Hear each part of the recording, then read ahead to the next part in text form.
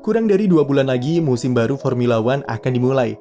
Dan dalam beberapa pekan ke depan, tim-tim F1 bakal merilis mobil baru mereka untuk mengarungi musim 2023 yang panjang. Ada beberapa perubahan dan hal baru untuk F1 tahun ini. Entah itu perubahan dari sisi regulasi teknis, pembalap, kalender, ataupun format-format baru yang diperkenalkan nanti. Di video kali ini kami akan membahas soal apa saja yang baru di F1 musim 2023. So, simak sampai habis videonya. Pertama kita bahas dulu beberapa perubahan dari sisi teknis yang bakal cukup berpengaruh terhadap performa mobil 2023. Kita tahu jika tahun lalu FIA sempat disibukkan dengan permasalahan purposing yang dikeluhkan mayoritas pembalap dengan dampak negatifnya terhadap safety serta fisik. Selain mengeluarkan technical directive mengenai batas amplitudo pantulan purposing dan pemasangan sensor accelerometer, FIA juga merubah beberapa regulasi untuk mengatasi fenomena tersebut terulang musim ini. Salah satunya meningkatkan ketinggian floor sebesar 15 mm, serta bagian mulut diffuser yang juga ditinggikan sebanyak 10 mm. Angka tersebut lebih rendah dari wacana semula, di mana Mercedes ingin ditinggikan 25 mm. Dengan menambah ketinggiannya, diharapkan bisa mencegah floor mengalami stall ketika mobil dipacu dengan kecepatan tinggi, yang mana hal itu akan mengurangi potensi terjadinya purposing. Hanya saja ada sedikit pengorbanan yang diakibatkan dari regulasi floor yang baru ini, yaitu performa mobil akan jadi sedikit lebih lambat, karena jika floor tambah tinggi, maka kemampuannya untuk membuat downforce dan menjaga aliran angin di terowongan juga otomatis berkurang.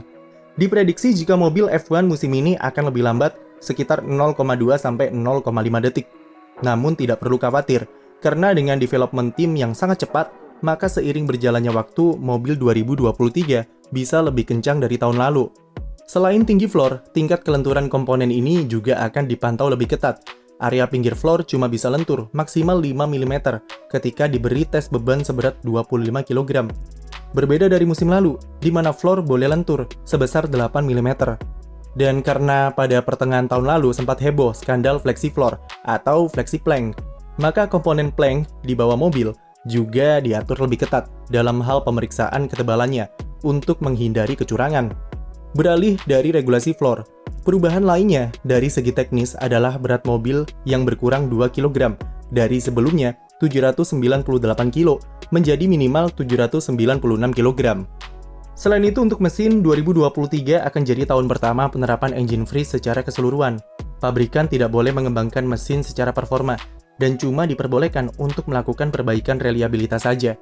Itu artinya aerodinamika akan memegang peran krusial terhadap faktor pembeda antara satu tim dengan tim lainnya.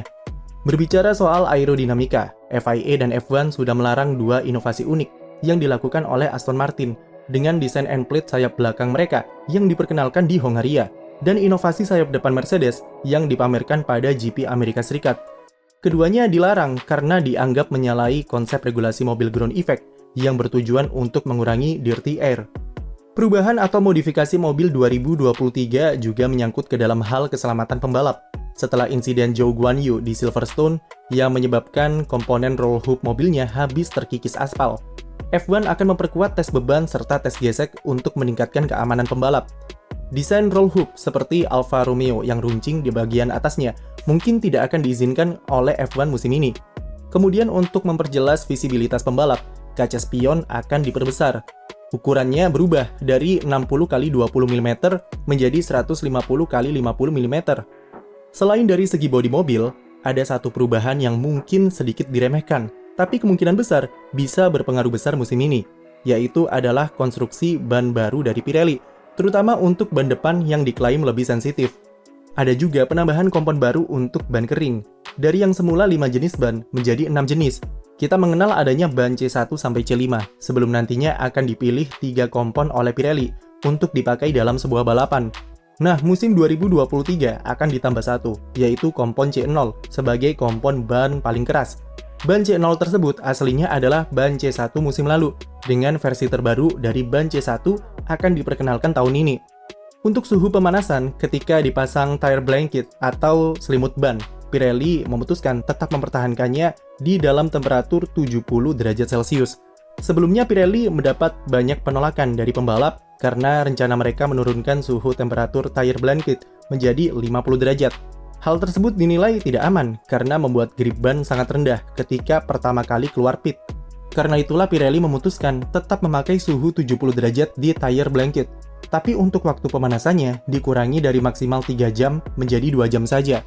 Selesai membahas perubahan atau modifikasi dari segi teknis, mari kita masuk ke apa saja yang baru dari segi non-teknis. Dimulai dari kalender musim 2023, yang mana Prancis akhirnya ditendang keluar dari F1.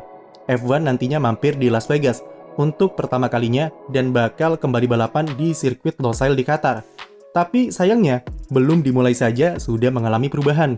Kalender yang semula berjumlah 24 balapan harus berkurang satu karena GP Tiongkok yang batal karena pandemi yang masih menggila di negeri tirai bambu tersebut. F1 kemarin rupanya memutuskan untuk tidak mengganti GP Tiongkok yang batal dan membuat kalender musim ini jadi 23 balapan saja. Kemudian ada event sprint race, bertambah dari 3 balapan menjadi 6 balapan musim ini. Sprint akan diadakan di Baku, lalu Red Bull Ring, kemudian sirkuit Spa di Belgia, lalu Qatar, Austin, dan terakhir di Brazil. Untuk format sampai sekarang belum ada tanda-tanda ada perubahan, tapi tidak menutup kemungkinan jika bakal ada yang baru dari sisi susunan event di akhir pekan. Apalagi beberapa waktu yang lalu sempat ada wacana untuk menjadikan kualifikasi dan sprint diadakan di hari Sabtu. Dari segi pembalap, musim ini kita kedatangan 2 pembalap debutan, yaitu Oscar Piastri di McLaren dan Logan Sargeant bersama Williams. Beberapa pembalap juga berganti seragam, seperti Pierre Gasly yang hijrah ke Alpine, lalu Fernando Alonso ke Aston Martin, dan Nick de Vries di AlphaTauri. Tidak lupa, ada pula wajah lama yang kembali, yaitu Nico Hülkenberg bersama Haas. Selain pembalap, tim prinsipal pun juga tidak kalah saing.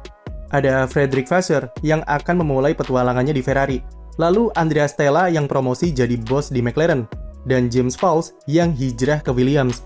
Kurang Sauber saja yang belum menunjuk tim prinsipalnya musim ini, dan masih menunggu keputusan dari sang CEO yang baru, yaitu Andreas Seidel.